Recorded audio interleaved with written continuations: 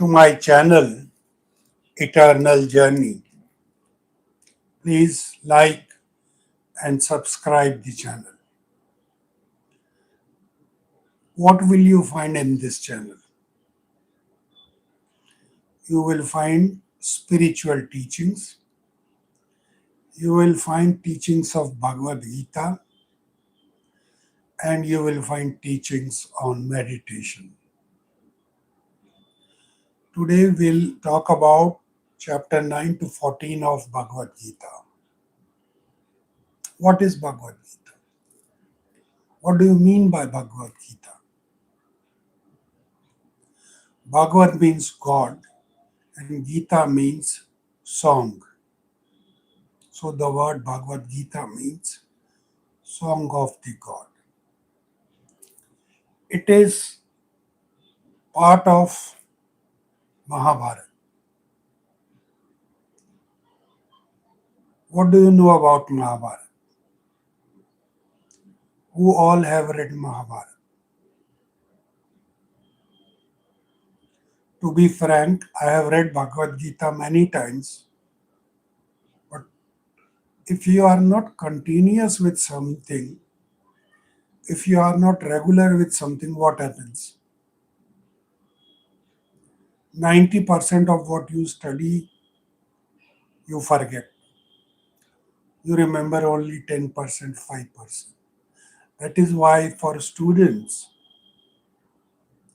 it is necessary that they revise their chapters, lessons regularly. Then only they will be able to do well. If they are intelligent, what will happen? They will pick up something quickly, but the mind doesn't remember everything.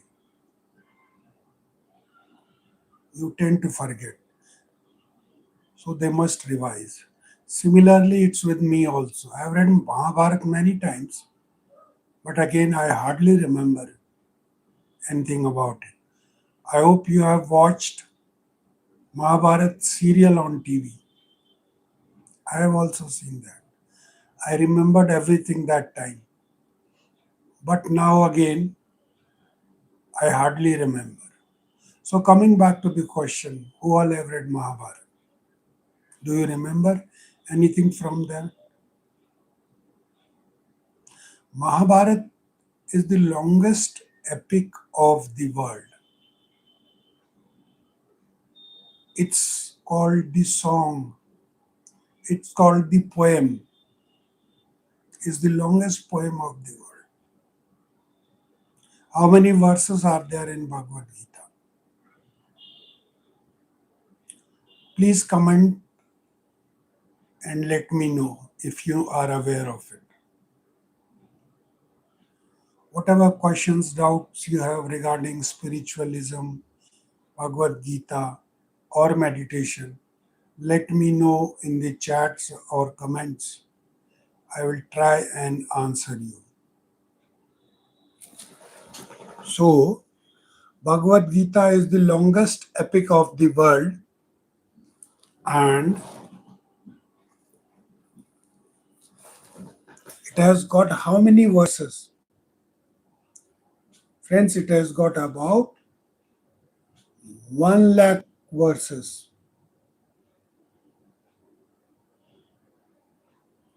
Sorry, I was just adjusting my mobile. You see, technical things also have to be looked into.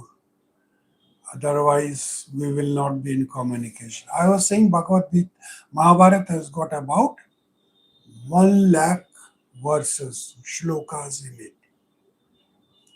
I see few people online. Please comment and chat. And whatever your questions are, give it to me in comments. To the best of my capability, I will try and answer. Who has written Mahabharata? The longest epic of the world. Sage Ved Vyasa. He is known as Ved Vyasa because he has written Vedas also. He has written Mahabharata also.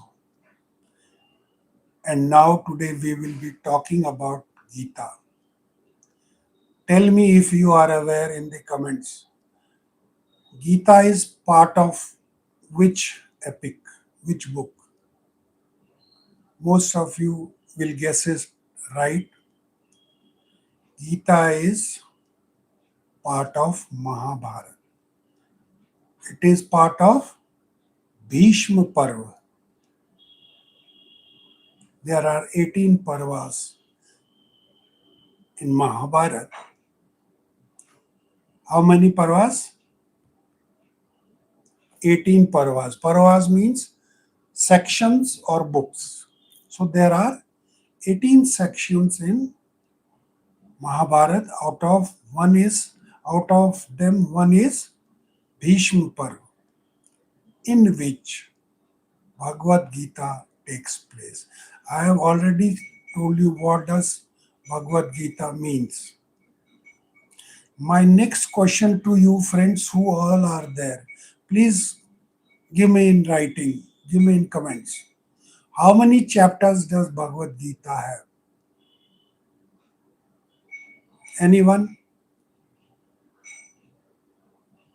No one has commented yet. There are 18 chapters in Bhagavad Gita. And how many verses? कितने श्लोक हैं?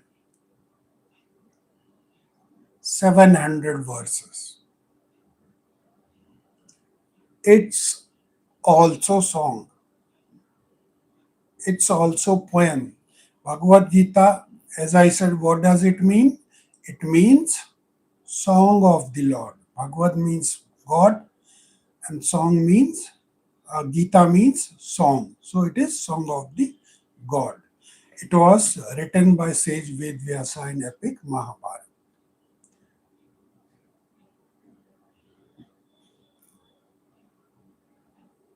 It starts with which chapter? Can anyone comment? What is the name of the first chapter? If you have read Mahabharata, if you have read Bhagavad Gita. Bhagavad Gita, of course, I have read many times and continuously I'm reading it, and I'm also discussing it with you on YouTube. So I am in touch with it, and most of the things about Bhagavad Gita I remember. But as I said, if you are not in touch, you will forget most of it. So if you are a student or if you have something in your hand, you must continuously think about it, revise about it, mentally think about it, mentally make plans about it. Otherwise, what will happen is you will forget it. The name of the first chapter of Bhagavad Gita is Arjun Vishad Yoga, grief of Arjuna. And what happens in this chapter? Can anyone comment what is there in the first chapter? If you have read Bhagavad Gita. If you have not read, don't worry. I am here to tell you. Arjuna is grief stricken in first chapter, and he says on seeing his relatives on the other side fighting against him, he says, "Oh Krishna, I will not fight. Oh Govind, I will not fight." Then God keeps telling him again and again in many chapters, it's his duty, it's his dharma.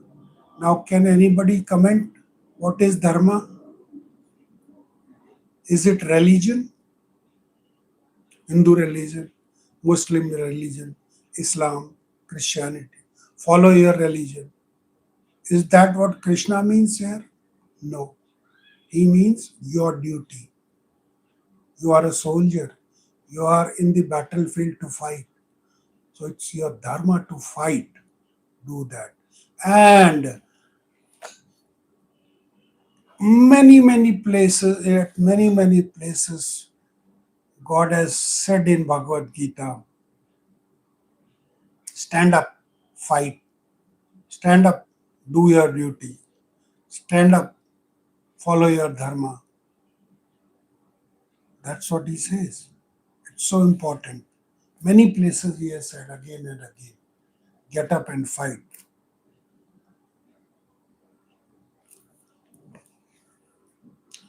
Let's get on to chapter 9 straight away. He says, all beings are in me, but not I am in them. But I am not in them. What does he say?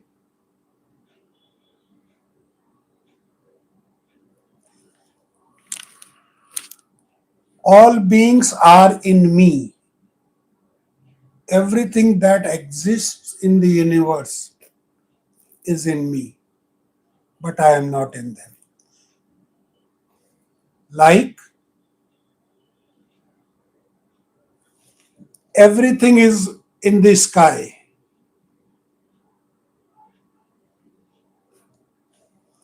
Wind is in the sky. It's everywhere. But wind rests in the sky. Similarly, everything rests in me. Sky is everywhere. Air is everywhere. But air has to rest somewhere. So where does it rest? It rests in the sky. Similarly, everything rests in me, but I am not in them. It is contrary to what I have told you in other lessons of mine. What does God say at other places? If you have seen my prior videos, you will remember. He says, everything is in me and I am in everything. Here he says, everything is in me, but I am not in them. And at other places, what does he say? Everything is in me, but I am not in. Everything is in me, but I am in. I am also in them. I am in everything. So these are contrary things which have been written in Bhagavad Gita. Further, he says, what does he say?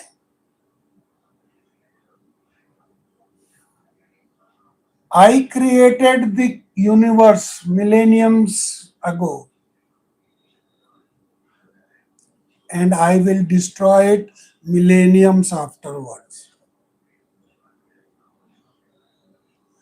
So, this cycle of creation and destruction will take place again and again. Why does God created the world? God was alone. He thought, let me create something for my entertainment.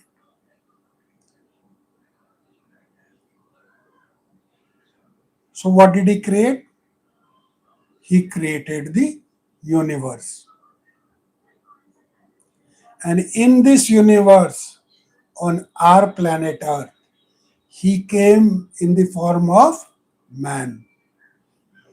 What does Bible say about this?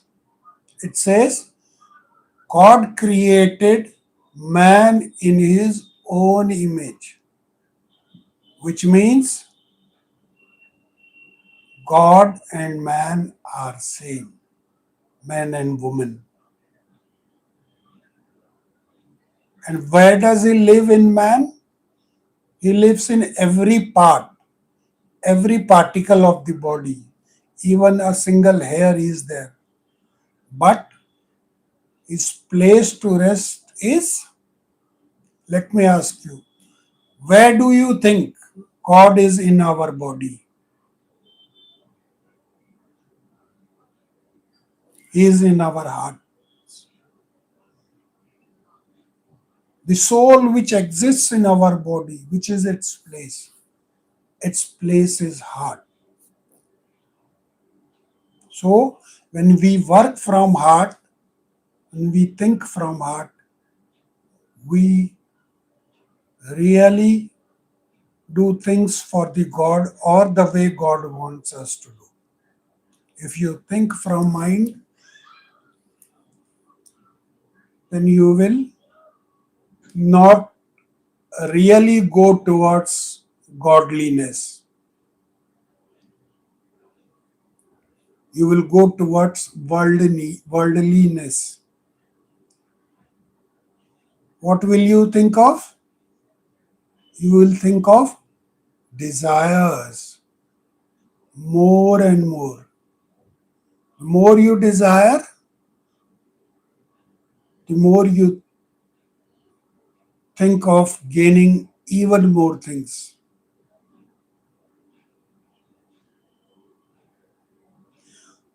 In chapter 9 itself, God says, I am the father and the mother of the all living beings. I am the father and the mother of the universe. So, as I told you, why did he create?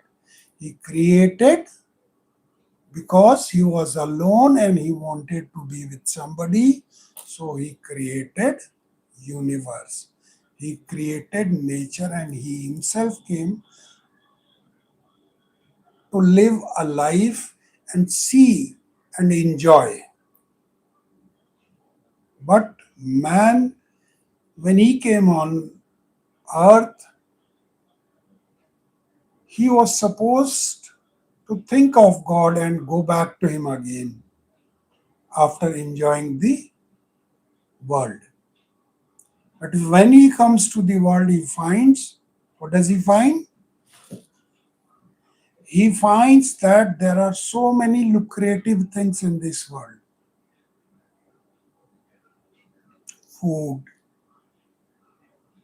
mountains, traveling, sleeping, entertainment, and he gets lost in the world and he forgets God. And that's what causes the miseries of our life. When we forget about God, that causes us the miseries of life. What does God say again and again in Bhagavad Gita? He says, be my devotee. Now, what does devotee means? Think of me, worship me, surrender to me, and you will find me. I will come to help you. That's what God says. What does God say? I will protect you. I will take you away from the miseries of life. And at the end of the time, death, at the end of the life, when death occurs, where will you go? You will come to my abode, my kingdom, my heaven, where you will enjoy things many, many folds more than what you are enjoying on earth. And then you will not take rebirth to face the miseries of life. What do we face in this life? Good, bad, happiness, sorrowness, friends, enemies, heat, cold, light, darkness. These are the things which we face. When we are getting something good, how do we feel? We feel happy. But when one dishonors us, when one disrespects us, when one disregards us, what happens? We feel humiliated. And then our mind becomes restless. What does it want after that? It wants to take revenge against the person who has given him dishonor or disrespect. And from happiness, you go again back to sorrowfulness. These are the kind of miseries that we face. So, what does God say?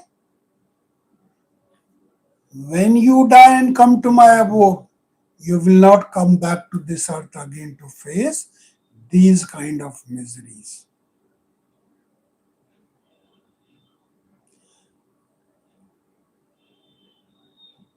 You are most welcome to comment on my video, how you like it, what you would like to improve, what you want in me in my next session. If you have any queries regarding spiritualism, regarding Bhagavad Gita, regarding meditation, I'll be there to help you. Let me ask you a question. Since I'll be teaching you meditation also in my lessons, what is meditation? Can anyone comment?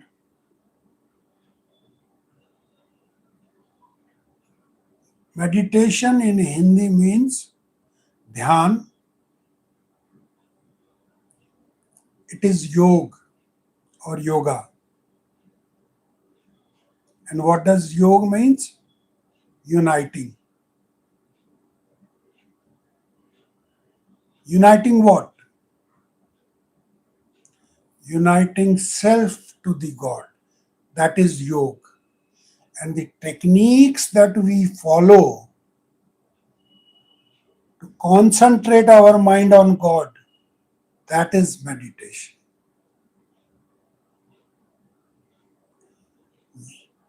If you are a intellectual, you can focus and concentrate on anything worldly that you desire.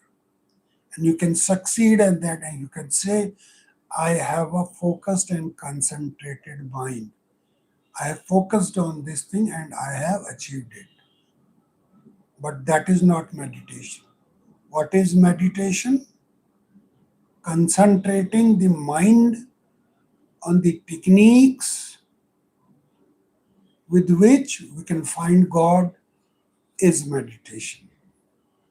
And what are the techniques of meditation? There could be numberless techniques of meditation. Are they difficult? Meditation techniques are the simplest in the world. You just have to give some time. But let me assure you, are they difficult? They are the most difficult things. Now, these are contradictory statements. On one hand, I am saying meditation techniques are the easiest ones, but at the same time, they are the most difficult things. Let me start with giving an example of meditation which God Krishna has himself given to Arjuna in chapter 4. Keep looking at the incoming and outgoing breath. Try it for only 3 minutes. You will realize, even forget about 3 minutes, you will not be able to concentrate and look at the incoming and outgoing breath for even 1 minute. Why? Why so? Because of the nature of mind. It has got a very, very flickering nature. Chanchal स्वभाव है मन का. It goes from one place to another, to third, to fourth, fifth, sixth, seventh, onwards, and continuously keeps going from one place to another. That's why when you try to focus it on the incoming and outgoing breath, what happens? You will realize out of 10 minutes, hardly 2 minutes also, you may not have been able to focus on the meditation technique. That's why it is the easiest, just looking at the incoming and outgoing breath. But why difficult? Because of the nature of mind. It will not allow you. What will it not allow you? To focus at one point. It will try to run away from that. That's why meditation is of utmost importance to each and every one of us. We need to control our mind.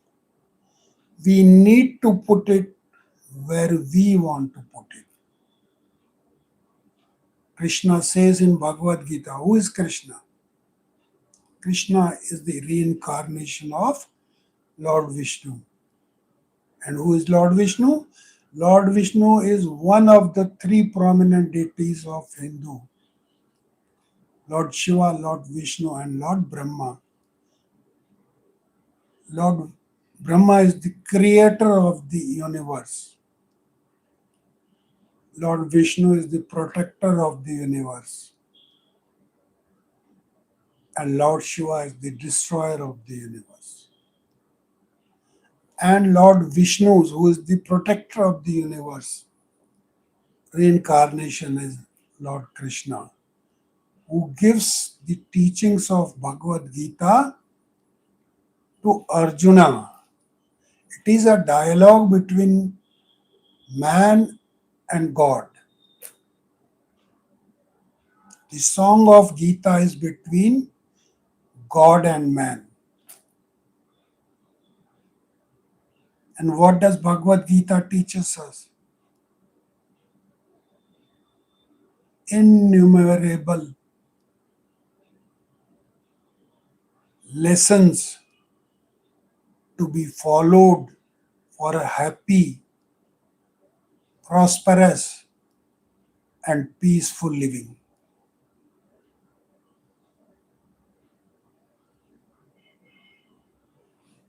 So I was talking about meditation, easiest but most difficult. As the saying goes, many a slips between the cup and the lip. So near yet so far. I will be teaching you meditation in my lessons again and again, but you must practice them. What will you achieve from meditation? Focused mind, stressless life, disciplined life. Don't we require all this in our lives? We do. We all want to live a disciplined life.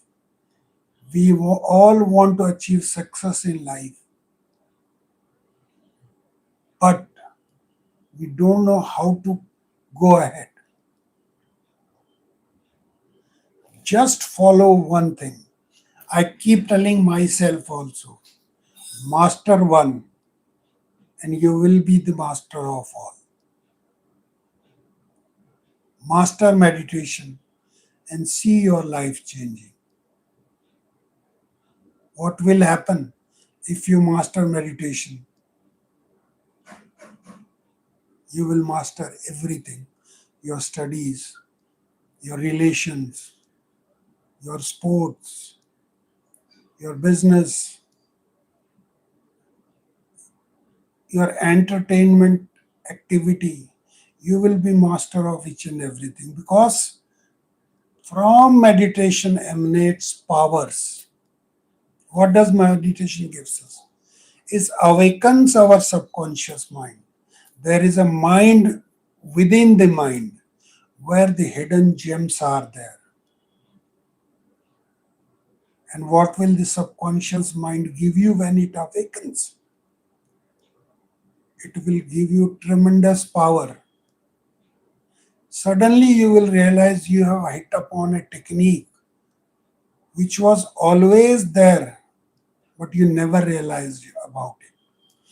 You will get many, many powers with which you can change your life. So follow meditation, do meditation, love meditation, and it is meant for finding God. What is the ultimate purpose of meditation? Finding God. Finding God, what will you achieve? Everything that is there in the universe. Because it all belongs to God. And if you are His friend, if you become His devotee, if you surrender to Him, won't it come to you automatically? Like whatever your father has, will you not get that? So if we consider God as our father, will He not give something from His kingdom to you? Best of the things, most difficult thing which you thought will not be possible, you can achieve that. Why? Because if you can concentrate mind on God, then you can definitely concentrate on worldly affairs. If you want worldly success, easily you can do that. But first, learn to concentrate your mind. To concentrate the mind, what should we do? We should meditate. Of course, there are other ways of doing such thing also. But since I love meditation, I am a Dhyan yogi, so I talk about it. If you believe in work, then offer that work to God. That is the greatest teaching of Bhagavad Gita.